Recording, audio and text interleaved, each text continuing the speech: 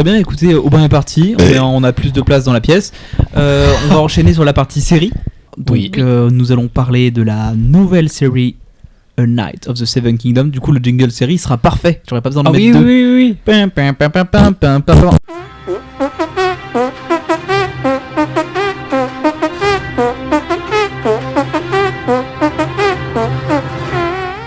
Méga chiasse. Alors on a pensé quoi? C'est drôle. En plus, c'est vrai, c'est un vrai. Je l'avais prévu. Pour le coup, c'est une dinguerie. Ouais. Cette ouverture. C'est horrible. C'est très drôle. Les certaines personnes qui ont vu ça comme. Attends, on va commencer de façon logique. Oui, attends, on sait pas de quoi on parle. Moi, je présente jamais rien. Le podcast, il est nul à chier pour ça. Oui, ça c'est vrai. A Knight of the Seven Kingdoms, deuxième spin-off autour de l'univers de Game of Thrones. Le premier avait été The House of Dragon, qui se passait 170 ans avant Game of Thrones. Et là, on se rapproche chronologiquement et on est 100 ans, 90 ans avant. C'est une série beaucoup plus légère que ces deux grandes sœurs, un peu comique et qui surtout est beaucoup plus linéaire. Tu suis un seul personnage, à savoir Sir Dunk. Exactement. Et l'œuf. Sir Duncan le Grand et l'œuf. Adaptation nouvelle du coup. Voilà. De Martin. Exactement, comme pouvaient l'être les premières nouvelles de The Witcher qui étaient un peu filmées, un peu décousues, enfin écrites de façon décousue. Voilà. Ou les animaux fantastiques. Avec ta gueule. Ça suffit. Qu'est-ce qu'on a finké de cette petite série, de ce premier épisode, parce que du coup ça va être on est supposé être assez rapide parce qu'on a vu que le pilote. Oui, c'est vrai. C'est moi qui vais commencer. Voilà. Ouais, je t'ingrie. L'émission a commencé. Elle part. Depuis 2 heures. J'avais pas trop d'attente après le trailer. Au contraire, je me suis dit oula, qu'est-ce que ça va être. J'étais assez pessimiste et j'ai été très agréablement surprise. Je trouve que les 40 minutes passent très bien. Je trouve que Sir Dunk, il est tip top. Moi, j'aime bien son personnage. J'aime bien sa mentalité, sa façon de penser. Il est simple. Et voilà. Comme vous. Exactement, comme moi. Et du coup, je me suis retrouvée dans le personnage. Voilà. Non, j'ai trouvé ça très cool. Donc, honnêtement, un bon pilote. Ok. Et du coup, ça me rassure dans la suite. Et du coup, j'ai hâte de voir la suite. Là où, pour le coup, la bande-annonce, j'avais peur parce que House of the Dragon, saison 2, à la fin, ça m'a un peu laissé de côté. Donc du coup, quand on a annoncé la nouvelle série spin-off, j'étais pas très emballée. Je suis plus rassurée après le visionnage du pilote. Ok. Apparemment, le pilote, c'est l'épisode le plus long de la saison. Ah, ok. D'accord. C'est vraiment The Office façon Game of Thrones, quoi. J'ai pas raison, il y a des blagues et tout, c'est pareil. Allez, je t'en prie. Attendez, non. Vas-y. Ah, vous voulez savoir une meilleure blague que toutes les blagues réunies dans l'univers dans cet épisode, dans ce pilote ? Vas-y. Ok. Du coup, c'est pas moi qui vais la raconter. Antoine, c'est toi. Comment t'as visionné Game of Thrones, la série mère ? Alors, j'ai regardé la première saison. J'ai regardé le début de la deuxième, mais j'ai regardé la dernière. Du coup... C'est quand même un gros skip, là. Ouais, mais en fait, j'en avais marre qu'on me dise non, mais attends, tu vas voir, la série est vraiment bien à partir de la saison 3. Niquez vos mères. Au bout d'un moment, j'ai pas le temps. Moi, je veux être dans le moment, je veux kiffer avec les gens. Et du coup, j'ai regardé la dernière saison. Ah, c'était pour être dans la mode de l'époque. Voilà, exactement. Comment se ruiner une série, hein. Ouais, mais je crois que je m'en branle. Bref, donc du coup, c'est ça mon passif avec Game of Thrones. Non, voilà, c'est ça mon passif avec Game of Thrones, donc c'est un peu catastrophique, je vous l'avoue. J'aurais pu commencer House of the Dragon, mais je l'ai pas fait. Et maintenant qu'il y a 2 saisons, j'ai un peu la flemme. Surtout que apparemment, du coup, ça se perd un petit peu là sur la 2e saison. J'avais vraiment zéro attente sur ce spin-off. Surtout qu'en plus, c'était vraiment un truc un peu à part et assez minime en termes d'enjeu. Donc là, j'ai vraiment fait mes devoirs pour le podcast, pour le coup. J'ai eu très très peur des 5 premières minutes où genre vraiment il y a la musique de Game of Thrones qui se lance et après un mec qui chie derrière un arbre et je suis en mode qu'est-ce qui se passe. Genre vraiment là c'est littéralement les mecs qui écrivent la série qui chient sur Game of Thrones quoi. Du coup je suis en mode ok c'est un parti pris soit et finalement je me laisse assez prendre par l'épisode comme tu dis Raph. Je trouve que ça passe assez rapidement, que c'est plutôt bien écrit et qu'en fait on s'attache assez rapidement au personnage et je sais pas ce que la série va donner sur la durée mais pour l'instant c'est un pilote assez prometteur. Après il faut voir aussi est-ce qu'en termes de réalisation ça va être un peu plus poussé sur la suite, qu'il va y avoir des enjeux un peu plus forts mais pour un spin-off, je trouve ça assez cool pour le moment. Après, je pense que ça va peut-être quand même laisser beaucoup de fans de Game of Thrones sur le côté parce que pour le coup, il n'y a aucun repère, j'ai l'impression, avec l'univers de base. Et puis surtout, c'est vraiment centré sur un chevalier un peu de merde, quoi. Donc, je sais pas comment les gens vont interpréter cette nouvelle série, mais moi, de mon côté, je trouve ça plutôt pas mal. Après, est-ce que je suivrai toutes les semaines, je ne sais pas. Mais ce pilote était plutôt cool pour le visionnage. Voilà. Merci Antoine. Merci Antoine. De rien. Valentin. J'avais pas suivi la sortie de la série, j'en ai entendu parler qu'il y avait eu un nouveau spin-off après House of Dragons.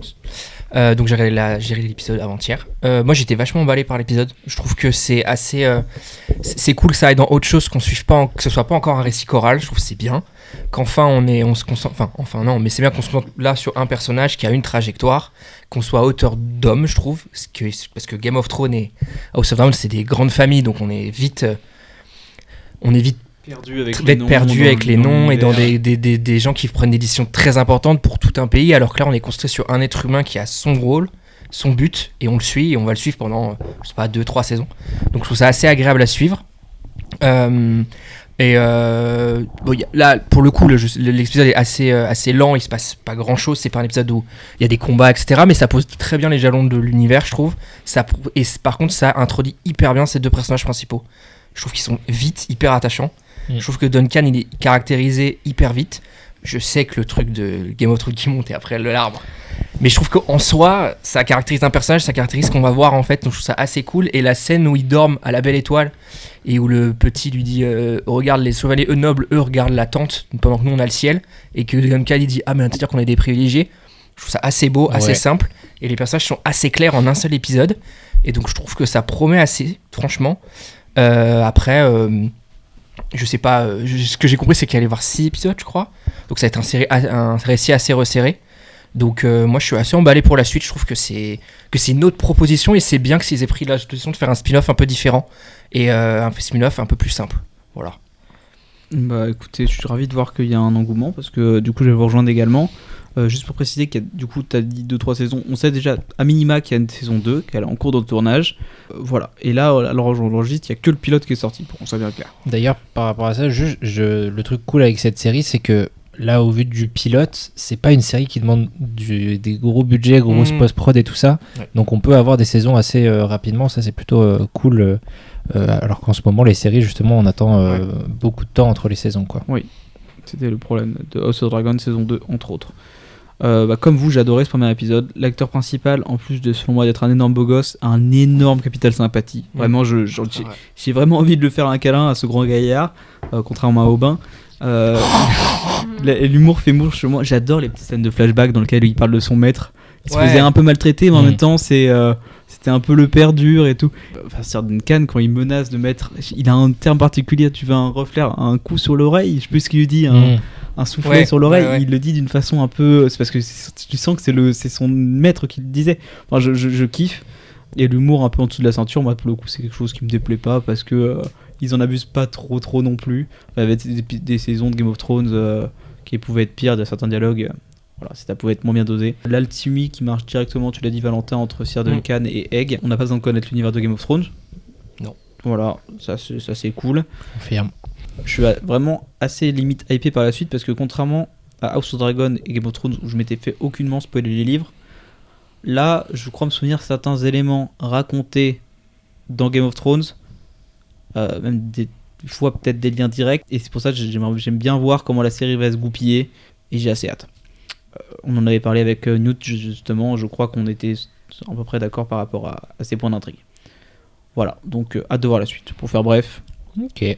Mais Vas-y, c'est juste que mais ce qui est marrant, c'est que j'avais lu que, et je me rappelle, dans Game of Thrones il spoil House of Dragons, et un personnage, Joffrey, dit la fin de House of Dragons. Je m'en souviens absolument pas, d'ailleurs ça j'ai mais eu de la apparemment chance. il l'a dit, et il y a un moment, apparemment j'avais écouté un autre podcast qui parlait de la série, et il disait qu'il y avait une scène où Joffrey le roi, dans une des saisons, il disait carrément en se moquant de Jaime Lannister en disant t'as qu'une page dans le bouquin, regarde le Seigneur Duncan, il en a 4. Oui, j'allais venir là-dessus justement. Ah bah tu vois. Merci de me l'avoir rappelé. Et je trouve que voir ce type-là un peu maladroit qui se prend une porte dès qu'il une porte trop petite pour lui, qui a un monde qui est trop petit pour lui techniquement, et se dire que le gars-là va devenir un grand chevalier, moi j'avoue que j'ai un peu hâte de voir. Mais moi aussi. En partant de rien quoi. Ouais, il a vraiment beaucoup. Enfin, justement dans cette scène, on le dit, Sir Duncan, c'est vraiment le chevalier de ouf, quoi. Donc. Ouais, c'est ça. Donc effectivement, et puis est-ce qu'il est vraiment chevalier? La question qu'on peut se poser, est-ce qu'il a vraiment été adoubé? Il a pas été adoubé, tu vois. Moi j'ai envie de le croire. J'ai pas envie de le croire que ce soit un menteur ou il a cru se faire adouber au final. Bon, je sais pas. Ouais, comme tu dis, en tout cas, il a un capital sympathie énorme. L'acteur est jeune, il a 29 ans. C'est un ancien rugbyman. Ah ouais? Ah, je crois. Pas étonnant, ouais. Je crois.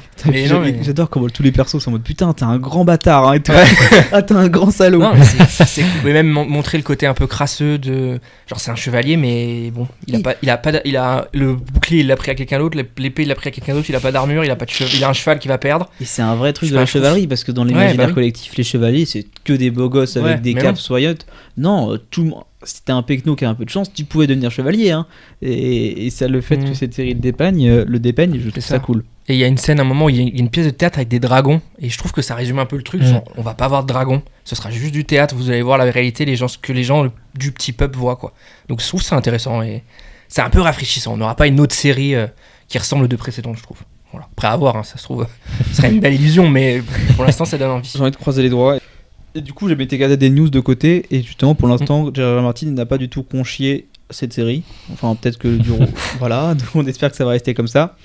Est-ce qu'on a eu des news sur Game of Thrones et une grosse interview de George R. Martin, donc l'auteur des romans initial, et de tout l'univers et de tous les bouquins qui en découlent, pas seulement A Song of Ice and Fire, qui est le titre original de Game of Thrones. On a appris notamment le cas de la série Jon Snow, qui avait été annoncé il y a 2 ans et demi et qui est depuis abandonné, et on a appris de tout quel était le sujet qu'il souhaitait traiter. Donc là je vais spoiler Game of Thrones et sa fin, voilà, sur plusieurs éléments, donc faites attention. Donc Jon Snow à la fin de saison 8 était exilé au-delà du mur, et l'idée de Kit Harington c'était juste de faire une série sur la dépression, dans laquelle vous alliez suivre Jon Snow qui allait abandonner son loup qui s'appelle Wolf, pardon, fantôme. Il voulait suivre un mec un peu fou qui construisait des cabanes du coup dans le pôle Nord, qui les cramait, et du coup tu devais suivre du coup un mec qui mourait à la fin. Voilà, du coup comme vraie suite de Game of Thrones, ils se sont dit HBO, mais en fait c'est pas terrible. Ouais. Et, voilà. Ouais. Et achever une série comme ça, bon bah ça, y a pas beaucoup de potentiel, surtout que tu peux faire des trucs. Et apparemment une vraie suite serait plutôt tournée du côté du personnage de Arya Stark, qui est un peu l'exploratrice, voilà, des parties inexplorées de Game of Thrones, ce qui n'a jamais été en bouquin. Et en plus du coup ils auraient les mains libres. Puis pour moi une suite à Game of Thrones d'ici 5-10 ans, c'est inévitable. Ah ouais. Selon moi, ouais. Okay. Parce que le casting n'a pas vraiment percé en fait, à part ça, donc ils peuvent le ramener s'ils le veulent. Selon moi. Parce que House of the Dragon, ça marche pas mal ou pas, ou saison 1, oui, la saison 2, je crois, un peu refroidi HBO, il me semble. Ok, ouais, donc les gens suivent plus vraiment la licence. Parce que là, c'est pas avec cette série-là que ça va remonter. Ou alors peut-être que s'il y a un bon bouche à oreille, mais là, sur le papier, dès le pilote, je pense pas que c'est une série où les fans vont sauter dessus, quoi.